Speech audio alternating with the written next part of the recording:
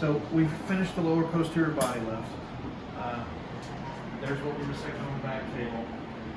The scar surgery was complicated by having had butt implants that were placed and removed, silicone that was placed, lots of scar tissue, and then ultimately the areas where she had the most pain and whatnot. Now we took out more on this side, okay, because she had, for some reason up here, a lot of silicone, and then so trying to manage and get the scar level was quite a task, and then also trying to preserve the buttock after removing a lot of material, very difficult as well. But if you look from the sides and from the top, I think somehow we actually improved the buttock projection and improved the waist to hip ratio. So that's pretty good. Now the only drawback, obviously whenever you're dealing with these surgeries, I mean there are several drawbacks. One is you're never going to remove all of the material, especially if it's in the muscle. Number two is you've got to preserve the skin. So for instance here, she does have some hardness here, but this is the same area I showed you on the flap where it's very, very superficial. So